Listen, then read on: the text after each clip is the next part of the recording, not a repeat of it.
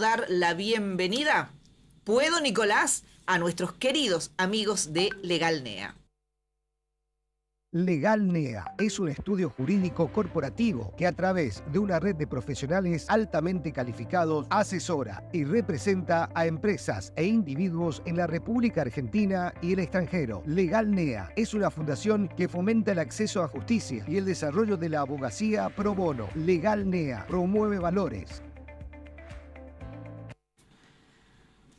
Muy bien, y ya está con nosotros el doctor José María González. ¿Cómo le va? Bienvenido, buen día. Buen día, ¿cómo le va? ¿Sigue ¿Cómo lloviendo están? afuera o no? No, ahora no, pero estaba fresquito, lindo. Cambió, o sea, ayer estuvo... Sí, ayer estuvo anticipando caluroso. el verano. Ay, lo que va a ser. Bueno, justo que hoy estamos hablando del Día de los Novios, Justo, vamos a mirá estar lo que elegimos. con un Está tema... todo ¿Va a perfectamente contar una anécdota, coordinado doctor? acá. ¿Va a contar alguna anécdota? ¿Alguna? No. ¿Cómo Vos conoció sabés su que primer además amor? además de la prescripción que dijo Sí. Tere, también existe el derecho al olvido. Podríamos hablar un día Claro. de eso. Pues, mirá, sí, derecho al olvido. Una figura jurídica. Sí. Derecho Sí, a la- pero Hay algunos las que no mujeres lo ponen generalmente dicho no, de- Dicho no, muy no. simple, digamos. las mujeres generalmente No lo ponen en práctica casi nunca, ¿no? no entienden No, ese no, derecho, no, no lo ponen en no, práctica, no, es cierto. Bueno, yo estaba hablando técnicamente, pero bueno, está bien. Ya sale. Bueno, tema que tiene que ver con un fallo, que lo hemos comentado cuando salió la parte de prensa, que era bastante llamativo, que ahora vamos a conocer un poquito más el detalle jurídico. ¿Se acuerdan que una jueza ordenó a un hombre, un joven, a indemnizar a su exnovia en una suma millonaria por los daños y perjuicios que le generó la violencia ejercida durante esa relación de noviazgo? Nos llamaron la atención varias cosas, el hecho de que esto se dé en el marco de una relación de noviazgo, el hecho de las edades de los que, digamos, son protagonistas, el hecho de que no haya una sentencia penal. Y bueno, y todos los argumentos que después se dieron a conocer por los cuales la jueza también, entiendo yo, quiso hacer algo ejemplificador en algún punto cuando dice es un mensaje para los jóvenes. Bueno, doctor, ¿es así? ¿Es inédito acá o es inédito en general que haya una sentencia civil, o sea, que ordene indemnizar a alguien en un caso de violencia, aunque aún no haya sentencia penal? Es inédito acá en Corrientes, no está muy difundido a nivel país y a nivel internacional. Hay antecedentes y en rigor de verdad de lo que se trata es de animarse a dar un paso más, nada más. Ajá. En lo que es lo que puede derivar de una situación de violencia, ¿no? ¿En qué sentido? Estamos acostumbrados, creo que todos más o menos tenemos internalizado que existe un protocolo de violencia, ¿no es cierto?, de tratamiento de los casos de violencia. Entonces sabemos que ante la producción de un hecho de violencia de género contra un adulto mayor, se hace una denuncia policial con o sin intervención profesional, o en el juzgado o en la fiscalía, y realmente la respuesta judicial, lo hemos dicho siempre, es muy rápida. Enseguida se toman las medidas del caso, que son las medidas perimetrales. Generalmente, si ese acto de violencia importa la posibilidad de un delito, se arma una causa penal, es decir, se le imputa o se investiga y posteriormente se imputa, o lesiones, en los casos más graves de femicidio, obviamente muerte. Se hace un proceso penal para determinar la responsabilidad penal o no, y generalmente nos quedamos ahí. Claro. Esto lo que viene a hacer es cerrar el círculo a partir de un principio que es muy básico, que lo recupera la jueza en la sentencia, que hay un principio que es casi, no hace falta que esté en los códigos, que es de convivencia humana, que es no dañar al otro. Toda persona que genera un daño al otro tiene el deber de repararlo, ¿sí? Esto está establecido desde la antigüedad en el derecho romano, vino de diversas formas y fórmulas, está en nuestro Código Civil y Comercial. El tema es que justamente ahí se fundan por ahí esos reclamos exorbitantes o inverosímiles, digamos, por situaciones a veces hasta cómicas, digamos, pero nunca habíamos llegado a esto de que se pida el resarcimiento por haber dañado, por haber causado un dolor, un daño psíquico, un daño material, que son las 3 categorías que reconoce este fallo, a una persona con la que se mantuvo una relación de noviazgo. Se suman ahí otras cuestiones como las edades, la cuestión de género claramente, las características particulares, las personalidades. Entonces se hace un un combo muy muy interesante que en el devenir procesal que detalla, digamos así, la sentencia y en el análisis judicial es muy simple, pero que por novedoso y contundente creo que marca un llamado de atención, ¿no? Doctor, ¿qué pasaría, ¿no?, en el hipotético caso que en el juicio penal lo absuelvan, o ya sea porque no hay pruebas suficientes o porque consideran que no es responsable penalmente? ¿Tiene incidencia eso en esta otra parte que salió antes? A ver, en la parte penal llega la sentencia y dicen la verdad es que lo que escuchamos es falta de mérito, no hay, ¿cómo? No hay prueba. Insuficiencia probatoria. probatoria. Entonces uno dice no, entonces no es un violento, no fue condenado por violencia. ¿Eso puede dar marcha atrás esta otra reclamación o no tienen nada que ver? A ver, esto se mencionó en algunos medios por un concepto que existe, que es el de la prejudicialidad penal. ¿Sí? ¿Qué sucede? Que en la generalidad de los casos tenemos que establecer una relación. Si yo una persona por un acto que cometió lo voy a juzgar penalmente, por ejemplo, tuvo un accidente de tránsito y lesionó a otra persona, entonces le voy a hacer una causa por lesiones. Y la víctima pide una demanda para reparar ese daño, el haber sido lesionado, daño estético, el tiempo que estuvo sin trabajar, etcétera. Sabiamente la ley dice, bueno, primero determinemos la responsabilidad penal, porque si esta persona no fue el autor del delito, no podríamos luego obligarla a repararlo, ¿no es cierto? Esto funciona en la generalidad de los casos bajo estas condiciones. En este caso es puntual porque efectivamente, como decía yo, se trata de un caso bastante complejo que comienza con actuaciones de violencia, que tiene varios expedientes penales en la inteligencia de que cada uno de esos actos de violencia pudieron haber sido distintos, entonces pudo haber más de una denuncia, que están en distintos estados o en distintas situaciones, pero en el caso puntual la condena no se refiere a la lesión producida por el golpe de un día X, ¿no? Se refiere a la reparación del daño por el accionar violento durante la relación de noviazgo que excede y va más allá de la imputación de un hecho particular. ¿Sí? Sí. ¿Existen vías de revisión? Tu pregunta es si se podría revisar. Si claro, en el imaginemos código que este muchacho termina siendo absuelto en la condena penal, digamos, no le pueden atribuir a él los hechos de violencia que se lo acusan, entonces va a la jueza civil y dice, si yo no me pudieron demostrar que fui el violento, ¿por qué le tengo que pagar 7 millones de pesos a esta chica? Bien, sucede que en esta causa se desarrolla toda una relación violenta que, como señalan los especialistas, a veces está confundida con la realidad, es decir, estamos hablando, yo te hago creer que vos te estoy cuidando y en realidad te estoy controlando, yo te hago creer de que estoy preocupado por vos y en realidad te estoy anulando como persona y demás. Es decir, son una serie de manifestaciones de violencia permanente durante, este caso, los 9 meses de noviazgo, que exceden, como digo, a lo que puede ser un hecho. Una de las situaciones relatadas es un evento en un auto, por ejemplo, ¿sí? Que surge de la causa, donde hubo un golpe, una lesión en el ojo. Si eso no está referido en la causa, por eso no lo sé, pero si eso generó un expediente penal, la condena penal va a ser por ese acto, ese golpe y esa lesión en el ojo. Claro, pero no por las consecuencias de no por la violencia. Naturaleza violenta de la conducta del agresor durante la relación de noviazgo, que es lo que se está condenando. Yo pensaba acá. Y trataba de la contestarme. pregunta que es muy interesante, pero Sí. termino y cierro con esto. Si después podrá eventualmente de resultarle favorable la cuestión penal pedir algo que hacer alguna acción para que tenga incidencia en la condena civil, bueno, hay tanto en materia penal como en civil recursos extraordinarios que se pide la revisión de las causas, ¿no? Es parecido a lo que vemos en las películas de los casos de personas mal condenadas. Claro. ¿Sí? Lo condenaron mal y después piden una revisión, entonces se los libera, ¿no? El proyecto inocente, que hemos hablado alguna vez.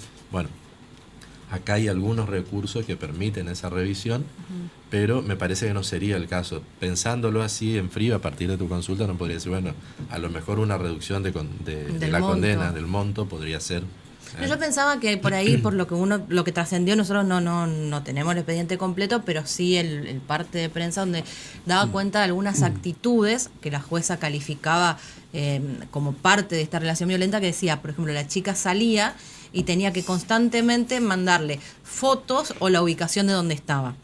Yo pensaba, penalmente, es decir, no es...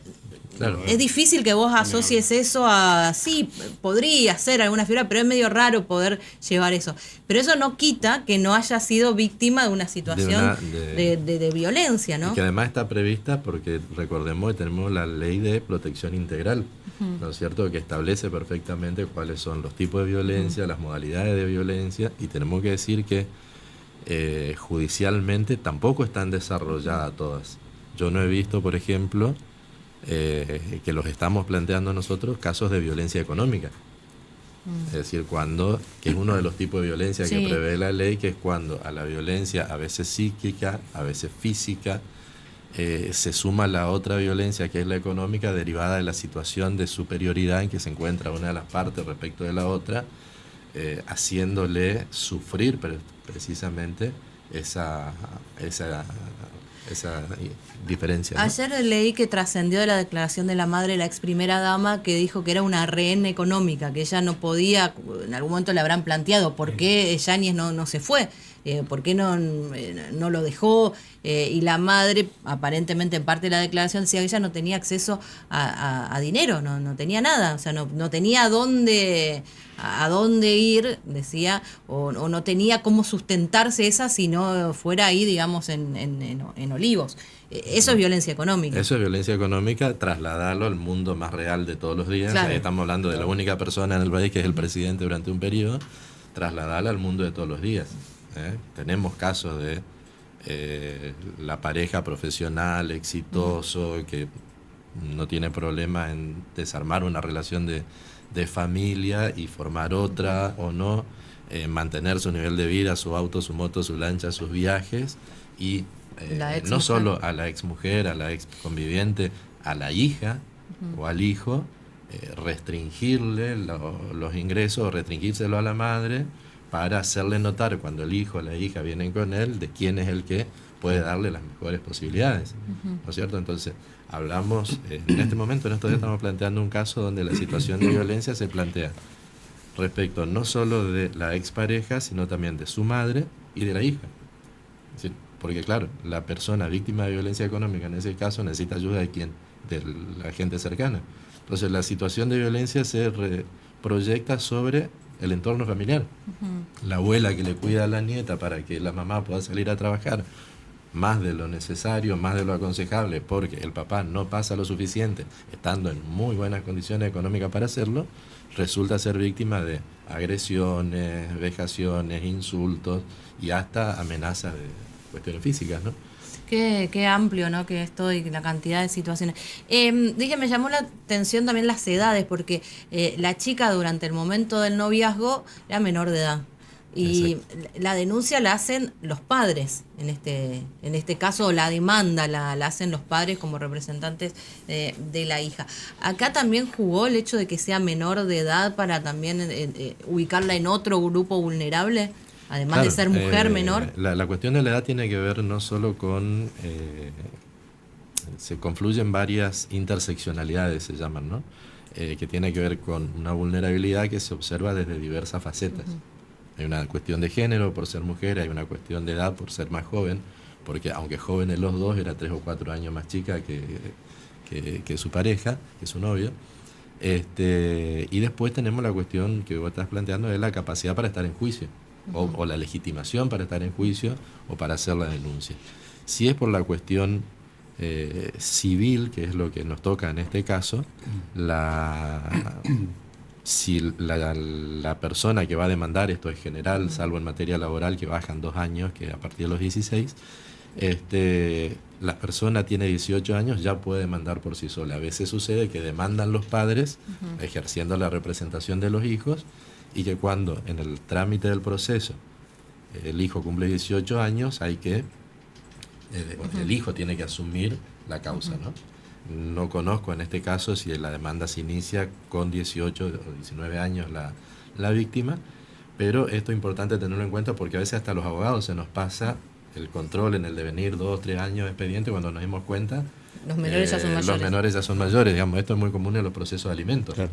Doctor, llama la atención el monto que se establece. ¿Cómo se fija un monto de estas características? ¿Por qué este monto? ¿Cómo hace? Además, estamos hablando de un noviazgo. Claro. O sea, ¿por qué 7 millones y no 1 o 30? Claro, ¿de dónde sacás de ese número? Muy interesante la pregunta porque tiene que ver con una faceta muy importante de nuestra profesión, que es la cuestión de la cuantificación del daño. Esta es la parte difícil de una demanda de daño, relatar que los hechos de violencia, aunque doloroso, es relativamente sencillo para nosotros.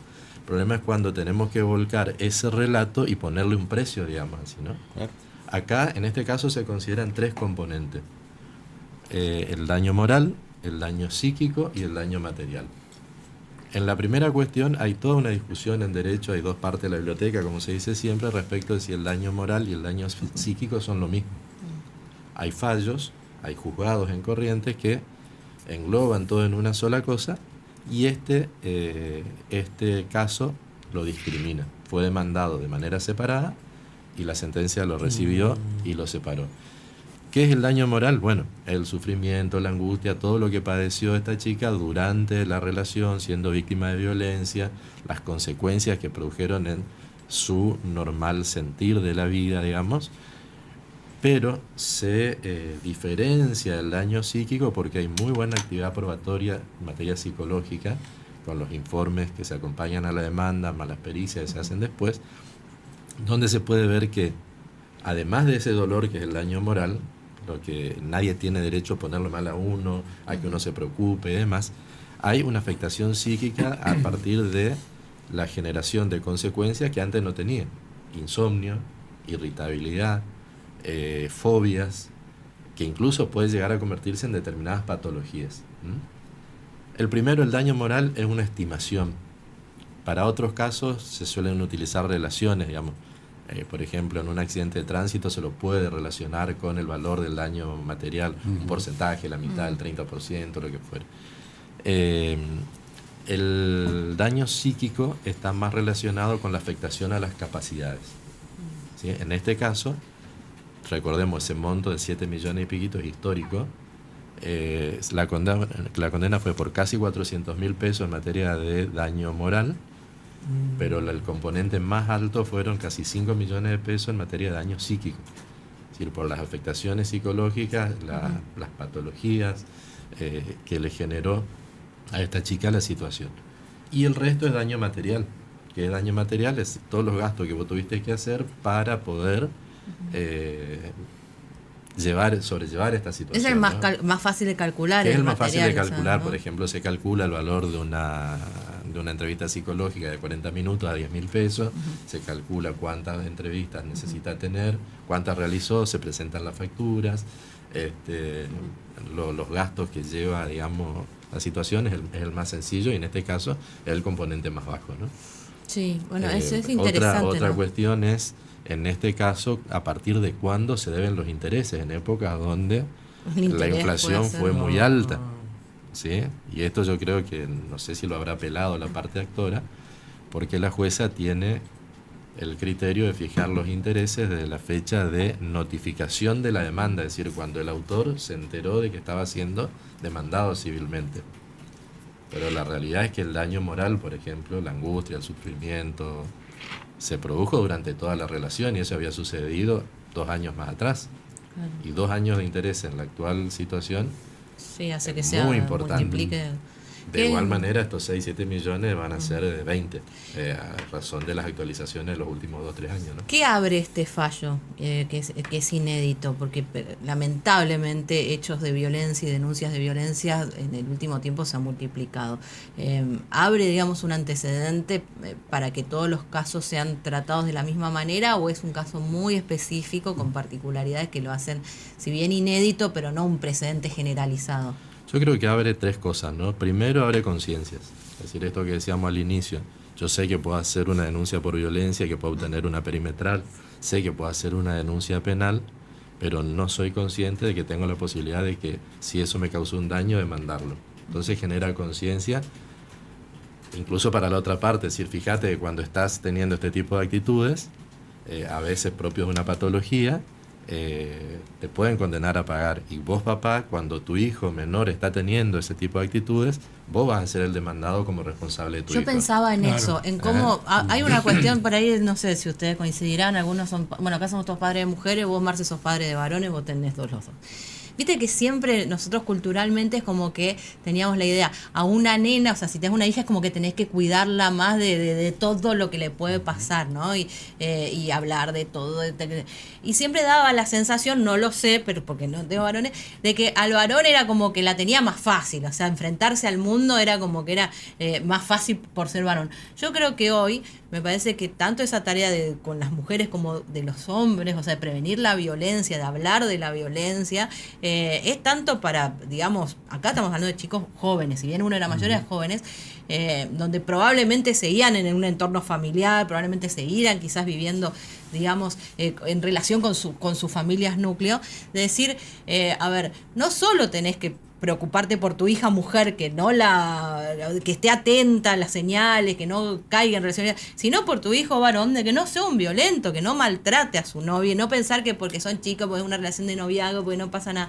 Y también marcar y señalar. Yo no sé cómo sea, bueno, acá todos tenemos mujeres, pero es algo que me parece que en agenda hace un tiempo, no sé si los padres decían, che, ¿cómo? No tenés que tratar así, o tenés que, sobre todo con lo que es no la violencia física, esa violencia verbal. En general, digamos, no solo en la cuestión de género, el trato con los demás, sino, bueno, pobres mis hijos de padre abogado, digamos, pero cuando salís con el auto, ten en cuenta que el auto está en mi nombre, voy a responder yo, si va a ser macana, te lo voy a retirar. Asimilable. Que también es asimilable, digamos, es decir, así, todos los actos generan responsabilidad. ¿Y quién es responsable? El que legalmente debe responder. Hasta los 18 años respondemos los padres por los hijos, con lo cual, sean varones, sean mujeres, tenemos que tener conciencia de eso. Si usted dice son 7 millones, pero con todos los intereses puede llegar a 20 millones un chico de 20 años. Bueno, esa es otra cuestión que se abre acá, cuál va a ser la reparación, digamos, pues aun cuando habría que ver el tema de las edades, cómo fue en el proceso, si alguno de esos hechos tuvo inicio, creo que no, por las edades tuvo inicio cuando hubiese sido menor, en cuyo caso uno podría aspirar a una reparación por los padres, y es que los padres tienen cómo hacerlo, ¿no? Y se abre todo otro capítulo, digamos, si no existe esa posibilidad, la pregunta. Y si no existe esa posibilidad, va a quedar como muchos casos que nosotros decimos los abogados, nos quedamos con una hermosa sentencia para un cuadro, para publicar para internet, y que en la práctica no resolvió la reparación. Una vez más, digamos, bueno, primero esto que marcaba lo del antecedente, pero también algo un fenómeno que empezó a darse en los últimos años, que cada vez relaciones más jóvenes, incluso en el noviazgo, empezaban para esto no es tanto en lo jurídico, pero empezaban a aparecer estas situaciones de violencia. Y ahí engancho con lo que vos decías, cómo, atención a los padres, digamos, cómo podrían terminar en todo esto en una... Vos decís, lo que te debe mover no es la plata, pero sin duda lo que nos mueve muchas veces es la preocupación de decir, no sé, me van a embargar lo que tengo porque mi hijo maltrata a la novia. Vos decís, no, me tiene que mover otra cuestión, pero muchas veces se mueve por ahí. Y decías 2 cosas más. Sí, 2 cosas más. Yo creo que la segunda que se abre es un nuevo frente de actividad para los abogados y para la justicia, es decir, van a empezar a proliferar este tipo de demandas. Cuando se toma conciencia de un derecho, lo lógico es que se lo ejerza. Y la tercera cuestión se abre un dilema más para la justicia, pues es absolutamente llamativo. Este expediente tiene fecha 2021, tiene sentencia en 2024 en este juzgado, y nosotros tenemos juicios de alimentos que tienen 6 años y no tienen sentencia. Entonces, las nuevas conflictividades generan nuevas demandas al Estado respecto del servicio de justicia. Entonces, no digo, tiene todo el derecho del mundo y está perfectamente blanqueado esto. La pregunta es lógico, es coherente un sistema de justicia que en 6 años no te da una sentencia de alimentos, pero sí te resuelve una cuestión de esta naturaleza? Las dos son importantes, las dos hay que resolver. Pero 6 años es mucho. Gracias, doctor. ¿Hacemos la pausa, Tere? Sí, señora, y venimos en un ratito, amigos, no se vayan, ya estamos.